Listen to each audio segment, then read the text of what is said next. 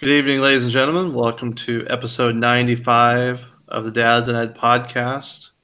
My name is Josh Allen, Tech Integration Specialist at Lewis Central. Four wonderful kids, beautiful wife. Pleased as always to be joined by Claire. Hi. So I'm Claire. This is my dad. I have a mom, obviously. I'm a seventh grader at Kern Middle School, and I have a sister, two dogs, and a lizard. It's an introduction of you or me? Oh, sorry. Hold on. Did you say you have a lizard? I thought you said blizzard. Me too. I was confused for a little bit. I was dreaming of Dairy Queen. Blizzard sounds delicious. I am all for that right now. Okay, Devin. Oh, yeah. So since I didn't get a good introduction, that was Claire. Devin Schoening, Council Bluffs Schools, father of two wonderful children, husband to a wonderful wife. Excited for tonight. Yes, because backed by popular demand, after a year hiatus, Mr. Catlett, welcome back. Hey, thanks so much for having me, gentlemen. Humbled, honored, and excited to be with you on this epic voyager of podcasting. Yes. So as you probably have been reading on the Twitters, if you are watching, then you know kind of what's going on. 5.5 years ago, we started this journey, and Catlett had to bow out last year, and Devin and I kept it going. And kind of a month or so ago, we kind of sat around chatting and decided it was time to do some other things. And so we wanted to have one last show, one for the road, as we called it, and couldn't end without having Catlett back on for a one-night event. Yeah. So excited to have you back. Yeah, thanks, guys. Absolutely. Taylor Siebert checking in. He's ready for some DQ as well. Superfan Bill, not shocked to see him around here. Man, I saw his tweet already harassing me, you, everybody, so not surprised. Yep. Well, you know what, Brent? That is one thing that did not change while you were gone, is harassment from the superfan. That is true. It probably got worse, honestly. Because there was only two of us to pick on. Yes. There wasn't a third one to share the load. Oh, man. All right. So we were talking a little bit about this before. It is as we have said, multiple years. This is one of our favorite times of year. Baseball started. It's a little odd because basketball's a little bit late, but baseball started.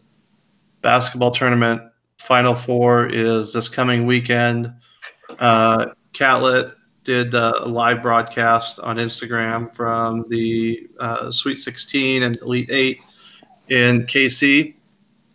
So we are down to Auburn, Virginia, Texas Tech, and Michigan State. So, gentlemen, who you got? Who wins it all this year?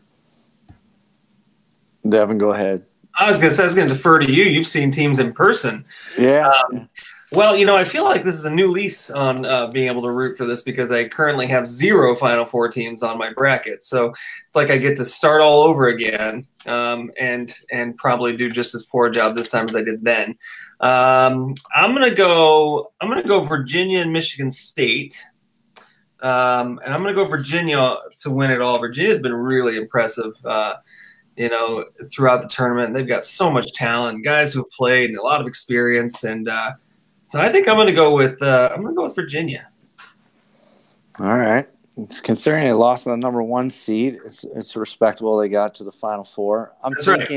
I'm thinking I got to go with Auburn, partially because they beat my Tar Heels, and so if you say you lost to the champion, that feels good, And then I can watch Charles Barkley celebrate as well on the little show there they've got going, so that might be kind of fun. But no, they've got some guard play that's pretty impressive, and I'm impressed with Izzo once again, kind of putting himself in a place, because it's not like a lot of those players, or they're not as name brand as a Zion Williamson and some of these other guys, right? Like, so it's just, that's what I'm most impressed about. And the Virginia guy, I saw a post from a friend of a interview he gave, and he's just a stand-up quality individual as well. So Tony happy Bennett. for him. Yeah, I just think that I love seeing the good coaches, the good guys of the league, kind of have the success that they have. So I just love watching good basketball. It was a lot of fun at the Sweet 16 game. And yeah, Josh, I tried to capture a little bit at the end there, and man, the place was just erupting, and the tension was high, and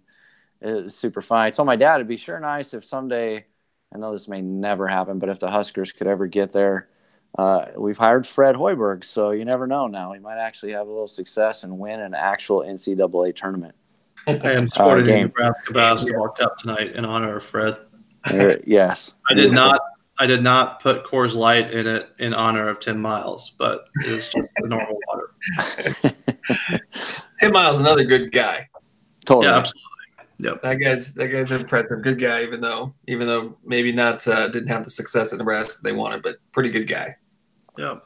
I think he'll be okay. He'll find a good job. Yeah. He's, there's a lot of schools out there that would love to be, above 500 like he was. He was just a couple of games above it, but right. I think actually, honestly, South Dakota State, that'd be interesting to see if he ends up there because their coach just went to UNLV and he's a South Dakota guy. So that would be now that I hadn't thought of that till just now. Look at me, analysis on the fly. That would be an interesting fit up there. See how he could do. Yeah. Who you got? I'm gonna go Michigan State. They're tough. I actually, I really like the way Auburn plays. I thought they wouldn't be able to, or they would come down too far off the high of winning the SEC tournament like they did. I just think Michigan State can grind it out with Virginia if that matchup happens. Yeah. Texas Tech, defense travels. So I don't know. I think it'll be a fantastic weekend of games. I'm looking forward to it. Yeah, Texas Tech and Virginia in a final. It might be under 50. First one to get to 50 wins. I know states are complaining about wanting to put in a shot clock for high school basketball. Watch what Virginia and Texas Tech do. It's not going to be much better. Right. More athletic, I guess, but defensively athletic. Oh, well. All right. Looking forward to that. And I'm sure one of us will be right. Well, we did pick 3 different teams, so. Yeah, exactly. It'll be the 4th one. If you're in Vegas, bet on the one we did on Texas Tech. Texas Tech has got the biggest vote of confidence of any team in the Final Four. Yeah, exactly. All right. Dad moment of the week, however you want to put that. I didn't come up with a fancy title for the end. Actually, you know what I'm going to do? I'm going to change mine up. So if you're watching the show, you might be able to see this Christmas.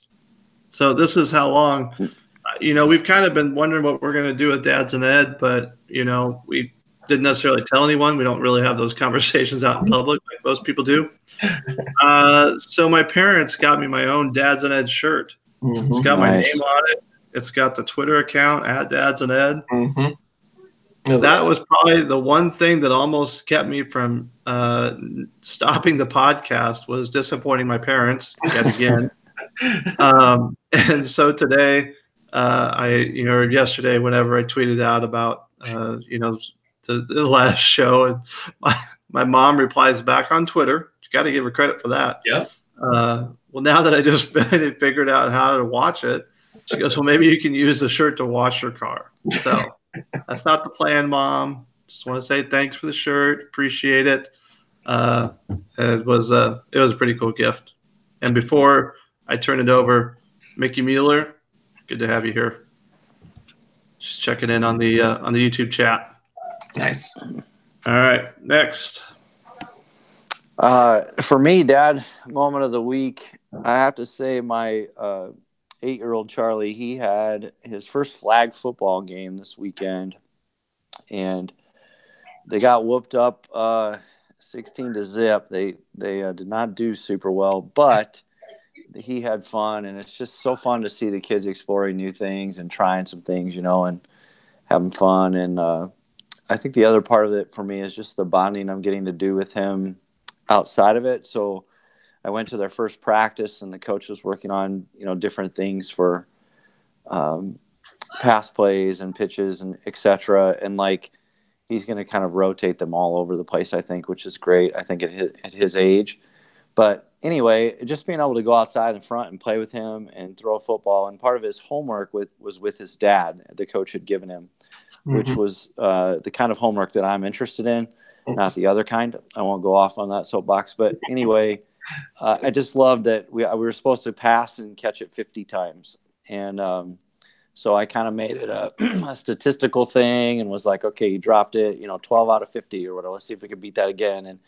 But anyway, just those moments, right? Like just literally in the driveway, backyard, excuse me, kind of thing, just throwing the football around and seeing his excitement for it. So it was a cool week to kind of get that kicked off and started.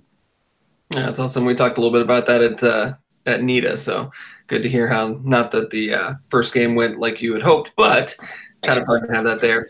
Mine, this has always been one of my favorite things on the show. We had a chance to kind of talk about our kids, and I would say that having Bill on tonight, Claire was asking about, if we were having a guest on for the final night, and I was kind of telling her that, Superfan Bill is going to be on. He's our biggest fan. And she was upset. She's like, I'm your biggest fan. So she was like, I've listened to every episode. And so it was kind of cool to have her actually talk about it, and the kids and, the family kind of all got behind this thing too. So having her do that kind of solidified doing this for the last 5.5 years or so to have her kind of identify herself as maybe our biggest fan. So pretty cool moment there. Yeah, so Brent, we didn't tell you we're going to have Bill. Bill Little is on. Will we be able to see his ugly mug, or is it like? If he can figure out. So this is our opportunity right now. Yes, it is. His camera's not on and his mic is muted. So we can give him all the grief we want right now. Bill, feel free to unmute yourself if you'd like. He better get that thing working, or it's going to be. And oh man, the guy gives us the hardest time, and he can't even get it to work. I should have known. That was nice of you to invite him. Is this where the April Fool's joke is? I kept waiting for this to happen. I did almost tell you the other day, and then I'm like, no, that'd be fun. We'll make that a little surprise. Well, hey, Bill. Hey. Did this go? What the heck? Bill Little's on here. Bill, you were coming through. I muted myself so you could chat because there was a little bit of feedback. And then he muted himself again. This is great for podcasting, by the way. So when you listen to this back, it's kind of fun that the first episode was terrible and the last episode. I'm on a new computer and the settings aren't coming through right. Oh. Yeah, heard that one. Just call me Devin. So Bill, hold on. Bill, we've given you grief for a number of years, but why don't you truly introduce yourself? Well, my name is Bill Little. I'm a computer tech for the Independent School District, and I worked for Brent for several years, and that's how we became friends, and that's how I got to know you wonderful gentlemen. Boy, I'm being nice. What happened? Dad, my dad proud down moment of the week was we got a letter today from Duke TIP program, which they reach out to 7th graders and stuff. And my son took the ACT test and he finished in the top 5% of them. It's very cool. I did just see that. That is fantastic news, Bill. So congratulations on that. We actually don't really necessarily have any questions for you. We didn't necessarily write anything down. Do you have anything that we should know? You can unmute yourself. It tells me you keep muting it. It's like, great, okay. I'm a lot older than you guys are, and I'm kind of new to the education. I was building houses for about 12 years before I jumped into the education 10 years ago, and started at a charter school, and I just continue to grow. And I love listening to you guys, the three of you, being dads, and the way that you guys come up with the different angles. And I don't always agree with everything, but you guys have some great insight into a lot of the different things. And it just makes it worthwhile to come on. and listening. I mean, I don't think I've missed but about a half dozen shows since I've learned about the program. You know, Josh, I was going to just say that when I was working with Bill in Independence, it was one of those things when we were recording episodes and then so typically they were on Monday nights, although there were other times we switched it around, but typically it was a Monday night. So it was like that Tuesday going into work. Sometimes he'd be the first guy I'd see in the office, you know, talking about the episode and maybe something that he really liked or something about the guest that struck him or whatever. And it was kind of cool to have someone like kind of locally, right? Because we put this out there and we never really knew, you know, we started it with that idea of like just the three of us getting together. Mm-hmm. And I always appreciated the fact that Bill was our super fan and we tease about that. But really that is like, I mean, he was a great listener, and just I always appreciated that about him. And then what was cool is just me kind of debriefing sometimes with him on that Tuesday morning, and some of the conversations we would have where I would like hit his take on something and then be able to kind of continue to flush it out, or you know, because of course there was the beginning of the, like when we'd get them, the three of us on, and or sometimes the afters, right, that weren't recorded. Mm-hmm. And those were, you know, and I was just sitting reflecting about the fact tonight was, you know, we were going to close her up, and it was just cool to think about that journey. And so having Bill on here makes me even more reflective in the sense of him being there and when I was working with him as well, and just some of the sharing that we did in that process. Yeah, and it was always great. You know, there are people, you know, Bill was always chiming in, and there were, you know, other people who were kind of regular people who chimed in, and some of them we knew beforehand, and some of them we didn't, maybe as well. And you know, that whole thing was pretty cool. And I would say that you know, whether that conversation that you were talking about having kind of with Bill to debrief, you know, we were able to be at NETA and host a little session where we were able to talk about some of these things. I would still say that, you know, of the pieces of this that have been really cool, the most lasting, maybe the most important has been the opportunity to have that conversation at a few conferences now, and to, you know, to host some conversation sessions, you know, at technology or education conferences.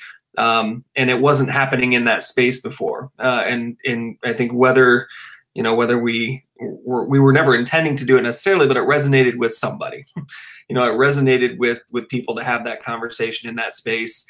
You know, it resonated enough, you know, a couple of years ago, iTech, to have us, you know, host some things and do some cool things down there. And, you know, I think of all the things, you know, you look at kind of legacy or if this mattered or if it didn't, you know, just having that conversation be part of conferences like that and ed camps that we've been to, I think has been one of my favorite things. I think Bill kind of embodies that. You know, we've had that conversation with him, and maybe it was certainly not, you know, Bill wasn't somebody I knew before this, but I've had a chance to get to know him a little bit, and another person that I can, you know, take punches from online now, which is great. You know, it's all good fun, because I do have a lot of respect for you guys. Just what you guys are able to accomplish and do. Sometimes I get a little envious because, you know, I'm just a computer tech, and I know I do a lot of different things, but you guys get to be out there and you're actually working with the students every day, where I'm more working with the teachers. So that gets the, I mean, but yeah, you guys come up with a lot of different insights, and you guys have helped me in my thinking come a long way from where I was working in a charter school to where I am now. Is I'm always working with teachers, helping them go to the next level rather than just fixing a computer and moving on. I'd rather say, hey, where can we take this now? So that's awesome. One question, especially that I want to pose to you, Bill, because it's the one that we've asked all of our guests, is how has, you know, your involvement in education, because your position is, you know, just integral to anything that we do. How has, you know, being a part of education impacted you as a parent, and how has being a parent impacted what you do in education? Being part of education gives me a whole new outlook on things. My wife has been an educator for 18 years. And I never gave her the respect that she needed, the hours that she put in. And I'm like, whatever, this is just, I'm out there working construction all day 8 years. No way you can be as tired as I am. Holy cow, what was I thinking? You guys there is so much more to the mental game and the stuff that you guys do out there that's completely not the way I look at things anymore. It's like, man, you guys are busting your butts. You're doing everything you can for these kids. And some of these kids can really be challenging. And then I go back to my son, because I raised I've got 2 older kids and a second grandbaby on the way. And I'm like, it's so different now than what they were there. I mean, and if I'm kind of on the side is you've got to have some of the technology in there or you can't keep up. But I also could see where with my son, it's nothing but technology. He needs to be more with some of the book reading and things like that. So it's more of a balance now than what it used to be. I mean, at one point you just didn't have the technology, and now you need it, but you also got to keep that balance on there because otherwise they just run away with the technology, and then you can't even help them because you don't know where they're at. Bill, what would you say of all the different episodes? Was there a guest that stuck out to you that you really liked, or a conversation that we had that stuck out? I say, boy, you've had some awesome ones out there. The one that stuck out the most, and now I'm going to forget her name. She teaches over here close to Kansas City with us. Are you thinking Laura Gilchrist? Yes, Miss Gilchrist. And I got to meet her, and she's just a little firecracker. I like her energy and things like that. But you guys have had a lot of great guests on here. I mean, I couldn't begin to even think of a favorite at this point. If I tell you my favorite episodes, some of my favorite episodes were just the 3 of you guys going at it on something without a guest. It's funny you bring that up because that was, one of the things that I think probably an idea we got from you was to, just have the 3 of us on, and because we, me being the timekeeper, we always needed to keep moving on. So, but I do, Brent, you transitioned nicely into one of the questions that I wanted everyone to answer is, what, favorite memories, and Devin kind of started a little bit. One of the ones that always stuck out to me was, ironically, since Bill's here, one that I screwed up on, and that would be our first one with Joe Mazza. We're having a great conversation, and I went to unmute myself, and I clicked stop broadcast instead of unmute, and we ended up again. One of you mentioned the after hours part of it, or the after show. I mean, we sat and talked for another 30-40 minutes just about life and teaching and all that. So that would be that would be my submission. How are you, Brent? Okay, I went through the podcast on my phone today, just looking at all the names, and then just kind of took a moment to remember each of those people and kind of where that was. Because, when you think about 5+ years, like, think about how much has changed with us as dads, as educators, just, the growth. I mean, Josh, you and I have put more babies in the world than Devin has. And, I mean, just in the context of those years with the show, I think one memory that just kind of kept coming up for some reason for me was Jimmy Casas. We had Jimmy on, and I was at my office at the time in Independence, and I was using my iMac, and he made a joke or gave me a hard time about my office and like how fabulous and this and that and the other. And it just, I don't know why that stuck out, because it was just really funny at the time. The 3 of us cracked up, and like, but I of course we know Jimmy, and I love him and think the world of him, but it was just I just remember it being a really engaging interview. And, but yeah, there's just been so many good ones. Dean Sharesky is a favorite of mine that I just think the world of and enjoyed that, but it was so cool. There were some that were, I remember thinking sometimes when I would go into a podcast, maybe if I knew them or not even, there might be nights where, gosh, you're busy with life and work or something. You got home and you're like, man, I don't even know if I'm going to make the show. And then or just not having the best attitude about getting on. And then every single time I was like, that was the best hour and a half that I spent during that whole week, or certainly that day. And like, so I never regretted it. That's for sure. And, just always enjoyed those interviews because even though we might not have been the best at doing that, as some other, stud podcasters that are out there, I felt like we still learned a lot. Yeah, so I would say like one of the things that I always go back to, and I have a couple of moments maybe I'll share specifically, but you mentioned that idea of not being the polished podcasters that others are. I think that was always part of what was great about this, at least for me anyways, is it wasn't something that was highly produced and scripted out. And I think that because of that, a lot of the times the conversations we were having were really authentic and raw. And the only time that I think anything that we did was well scripted were the season maybe where we did the mic drops at the end, where people tended to prepare a little bit for the mic drops. Yeah. Which I loved, but it's never been intended to be polished and scripted. It's been intended to be kind of real and just having conversations. And to that degree, I think a couple of things that stick out to me, how many times we've been able to have people on that I think we would consider friends and just have really a lot of fun and the times that Bob Dylan was on, even when we couldn't get him to work on the maiden voyage. The times that we've had other people on that we know well have been just so much fun. And then I think about a couple of conversations in particular that kind of stuck out to me, or moments, Joe Sanfilippo doing his canceling school the next day on the podcast was kind of fun, even though certainly nobody from Fall Creek was probably listening that night. And then I'll tell you, I really enjoyed the conversation that we had with Catlin Tucker. Catlin talking about what she does, and then also, sharing the struggles of dealing with the wildfires and losing her home. And, that was just one of those conversations I think that also kind of stuck out in terms of just being one that resonate, or not didn't resonate, but that was memorable. I really like that one too, but man, there have been a lot of good ones. Mm-hmm. Got to give a shout out to the Kleinmeyers, who are having a family watch party out in eastern Iowa. Glad to have you guys here. The Catlin Tucker was a great example of someone who I didn't really know.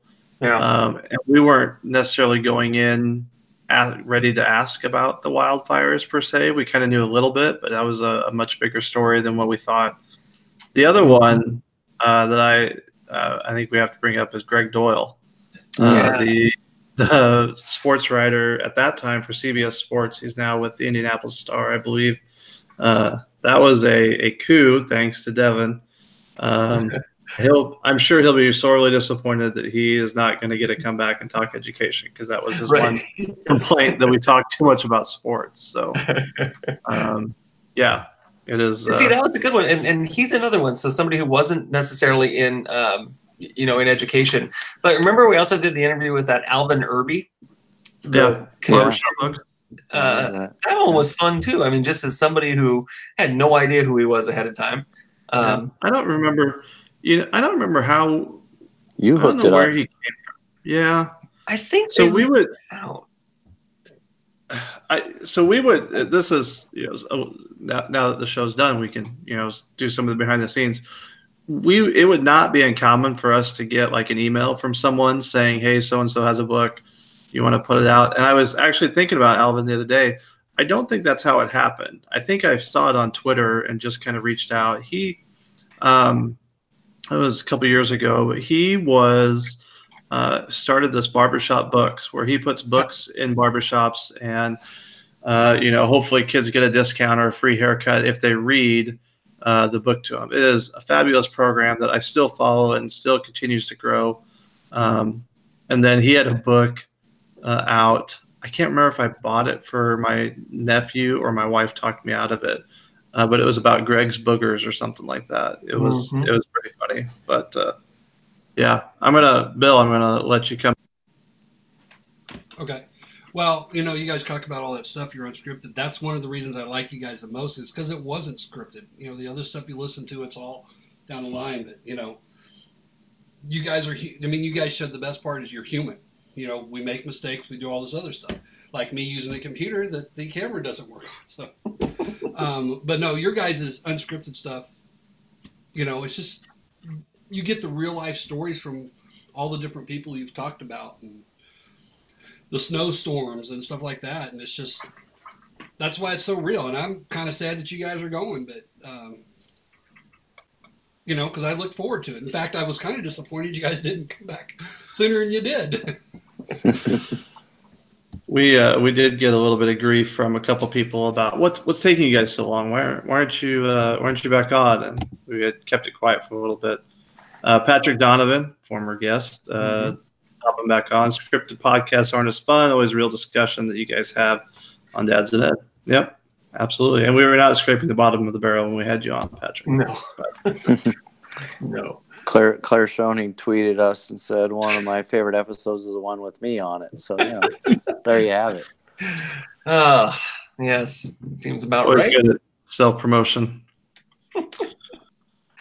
All right, gentlemen. Anything else we need to clear up before we go? No, I don't think so. I just want to thank you guys for doing this. You know, it's just kind of a mini brainstorm of, you know, 6 years ago or so now to have a chance just to get on and talk a little bit. And, you know, I appreciate you guys and look forward to continuing to do cool things, just maybe different cool things. Yeah, it's a good way to put it. Kat?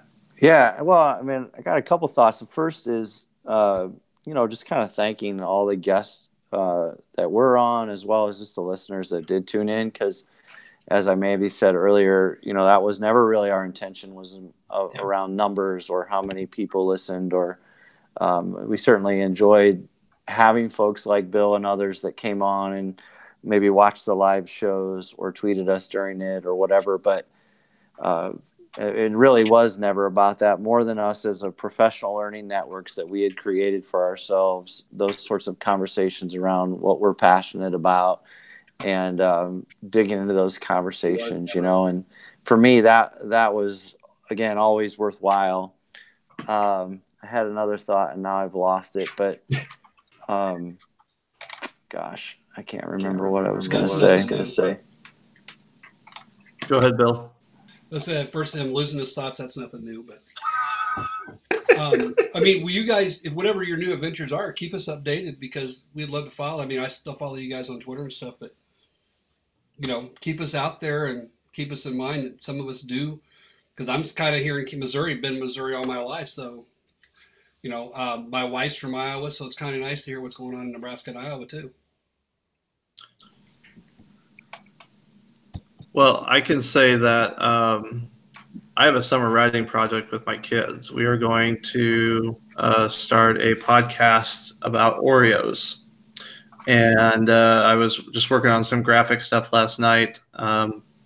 This all stemmed from I got invited to video conference with a class about podcasting, some sixth graders. And one of their questions was, what's your favorite Pop-Tart?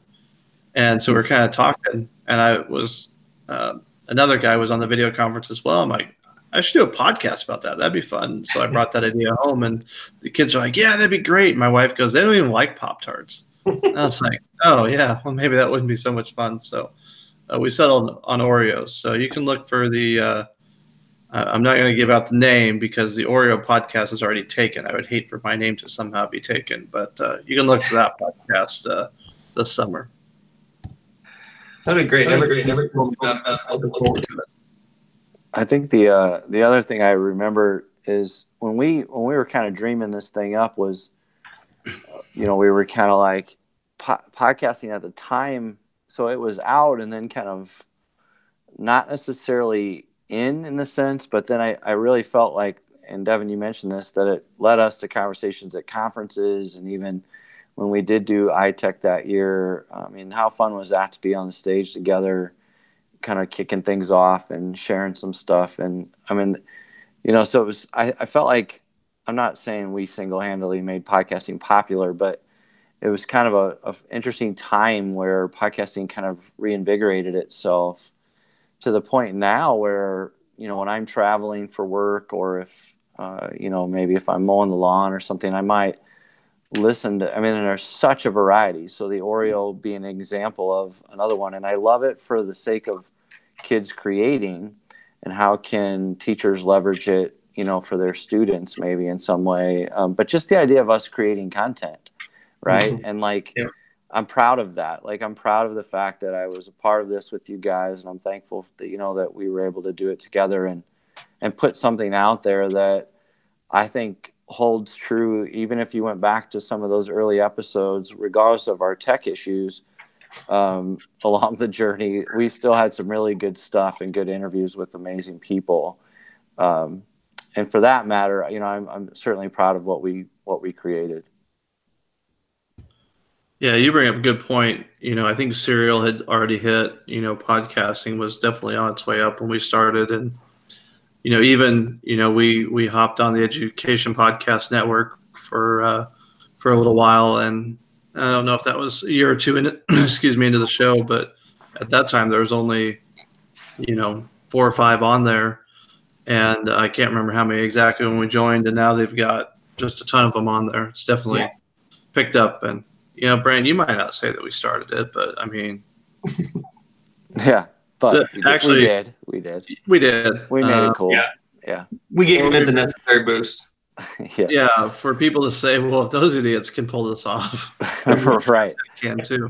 Yeah, and then suddenly guys were buying microphones, and they're like, really? You don't need that? We definitely, I saw a $700 podcast mixer at NIDA last week. Actually, my daughter was with me. I'm like, you think we need that for the podcast? Even she goes, no, we don't need that. Yeah, it was like when you got the snowball, I thought, oh my gosh, we're going big time, Holy crap, that's a $40 microphone. That's why I always gave Lance and Carl and those guys such a hard time with their podcast with all their fancy equipment and sponsors, and it seemed like a lot of work. It's a lot of work to make up sponsors too. That might be the best thing we've ever done, by the way, Josh. I'm trying to think who was the first one. Shaylin Farnsworth was an early one. When you did the funeral home of your dad, was it your dad's? That was classic. That might have been one of the first ones too. I think it was. I feel like that was the very first one. It was the best. That was a really good one. Oh man! All right, Bill, I'm going to let you back in here one more time, and then we'll wrap up. Any final words there, buddy? No, like I said, looking forward to you guys every other week or whatever, but it's been a real pleasure to get to know you guys, and like I said, I've learned a great deal with just all your different guests. The variety and everything's been great. Thanks for putting up with me harassing you guys. Brent, I'm not going to apologize for, because I'm going to continue that one as long as I can. But anyhow, thanks for having me, and you guys have been great. Well, thanks, Bill. And I'll give you one last piece of advice. You can go back and watch them all over again or listen to them. You'll learn something new every time. So you only got 95 episodes. You can go back and listen to them all again, and we'll expect a report in a year or so. Be a good Netflix weekend. Is that how I can come back and critique you, Devin, and how many mistakes you've made throughout the time? See, with Josh, it's just been time management. Brent's Brent, and you're just, I don't know, technology challenged. You can go back and you can find all the errors that are made over 5.5 years. That would be. Better have a big piece of legal pad there, Bill, if you're going to write those down. List is long but distinguished. All right, gentlemen. It's been an absolute blast. I could not imagine doing this with anybody else. Really appreciate you guys. Appreciate you, bringing these ideas together. And it's been a fun ride. Yeah, thanks, Josh. Appreciate it. Been great. All right. That's it. The end of Dads and Ed. We'll keep the Twitter account just in case we get like a month out and change our minds. But until later, this has been Dads and Ed.